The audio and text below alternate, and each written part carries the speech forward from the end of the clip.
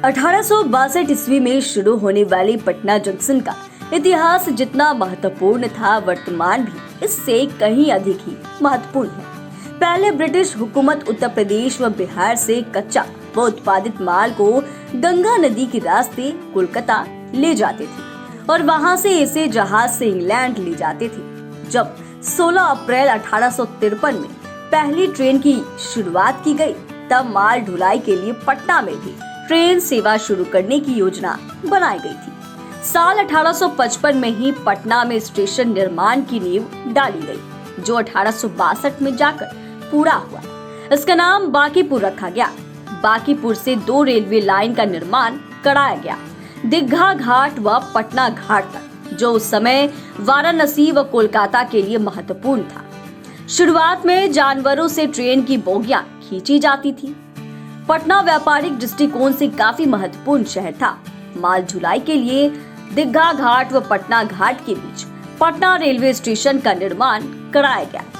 इसके बाद पटना से हावड़ा व पटना से वाराणसी के बीच युद्ध स्तर पर रेलवे ट्रैक बिछाने का काम शुरू कर दिया गया। ब्रिटिश हुकूमत ने सुगम माल ढुलाई व यात्री यातायात के लिए ट्रेनों का परिचालन शुरू करने के लिए पटना से हावड़ा व पटना से वाराणसी के बीच रेल सेवा शुरू करने के लिए बड़ी बड़ी नदियों को पाटने के लिए रेल पुलों का निर्माण करना शुरू कर दिया। 1.44 किलोमीटर लंबे रेल सड़क पुल का निर्माण कार्य 1862 में पूरा कर लिया गया और 4 नवंबर 1862 को रेल पुल की शुरुआत कर दी गई थी। इसी तरह फतुहा के पास पुनपुन नदी व किउल नदी पर भी 554 मीटर लंबे रेल पुल का निर्माण कार्य 1861 को पूरा कर लिया गया।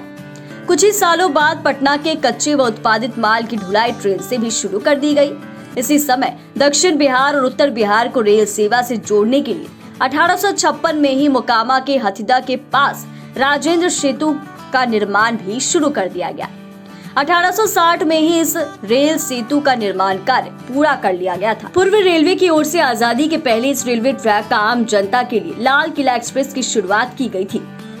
इस ट्रेन पहली ट्रिप तो 1866 को ही चलाया गया था, परंतु उस वक्त इस ट्रेन से आम लोगों को यात्रा की अनुमति नहीं दी गई थी। बाद में इसे आम जनता के लिए शुरू कर दिया गया था। इस ट्रेन में तृतीय और द्वितीय श्रेणी की बोगियां थी। यह ट्रेन काफी धीमी रफ्तार से 67 स्टेशनों पर रुकती हुई लगभग 40 घंटे में हावड़ा से दिल्ली पहुंचती थी। बाद में 30 जून 2014 से इसे बंद कर दिया गया। आपको बता दें कि पहले अंग्रेजों ने माल ढुलाई व सुरक्षा कारणों से रेल सेवा की शुरुआत की थी। इसे आम जनता के लिए नहीं शुरू किया गया था। बाद में धीरे धीरे सवारी गाड़ियों का परिचालन शुरू किया गया।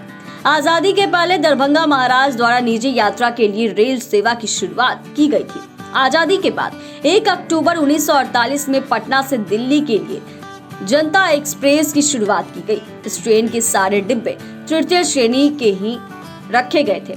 बाद में इसी ट्रेन का विस्तार पटना से हावड़ा तक कर दिया गया और यह ट्रेन हावड़ा से दिल्ली के लिए वाया पटना चलने लगी। धीमी रफ्तार के कारण इसे भी 1 अगस्त 2014 से बंद कर दिया गया था। पटना से गया के लिए ग्रैंड कार्ड लाइन से जोड़ने के लिए पटना गया रेलखंड का निर्माण किया गया था। इस रेलखंड से भी माल ढुलाई की जाने लगी थी। बाद में इस रेलखंड से पटना से गया के लिए सवारी गाड़ियां एवं रांची के लिए सवारी गाड़ियों का परिचालन शुरू कर दिया गया। 2003 से इस रेलखंड का पूरी तरह से विद्युतीकरण कर दिया गया। पहले जहां तक यह सिंगल लाइन था, अब इसके दोहरीकरण का कार्य भी पूरा कर लिया गया है। 1925 में की गई थी दानापुर रेल मंडल की शुरुआत। पूर्व रेलवे से चलने वाली ट्रेनों को नियंत्रित करने के लिए 1925 में दानापुर रेल मंडल की स्थापना की गई थी। 1928 में दानापुर में इसका भवन बनकर तैयार हो गया था। उस वक्त हावड़ा, विशाखापत्तनम, सियालदह के साथ साथ दानापुर रेल मंडल की शुरुआत की गई थी। 1925 से 1952 तक यह ईस्ट इंडियन रेलवे के अधीन था और 1952 से 2002 तक पूर्व रेलवे के अधीन रहा। 2002 में पूर्व मध्य रेल की स्थापना होने के बाद इसे पूर्व मध्य रेल के अधीन कर दिया गया। पटना जंक्शन से प्रतिदिन 300 से अधिक लंबी दूरी व सवारी गाड़ियां गुजरती है। पटना जंक्शन पर ट्रेनों की भीड़ को देखते हुए राजेंद्र नगर स्टेशन को टर्मिनल बनाया गया। पटना से खुलने वाली अधिकांश ट्रेनों को राजेंद्र नगर टर्मिनल से ही खोला जाने लगा। बाद में दानापुर से होकर उत्तर बिहार को जाने वाली ट्रेनों के लिए पाटलिपुत्र स्टेशन का निर्माण किया गया। पटना में पटना जंक्शन, राजेंद्र नगर टर्मिनल, गुलजार बाग, पटना साहिब, पाटलिपुत्र जंक्शन, फुलवारी शरीफ, दानापुर व सचिवालय हॉल्ट बनाया गया। प्रतिदिन इन स्टेशनों से 3 लाख से अधिक यात्री आते जाते हैं। दानापुर मंडल की वार्षिक आय 1800 करोड़ के आसपास की है। पटना जंक्शन पर यात्री सुविधा के क्षेत्र में काफी कुछ किया गया है। पटना जंक्शन पर पहले यहाँ 4 ही प्लेटफॉर्म था, आज के दिन में 10 प्लेटफॉर्म है। जंक्शन पर 5 एस्केलेटर, 4 लिफ्ट, 6 बड़ा वातानुकूलित यात्री प्रतीक्षालय बनाया गया है।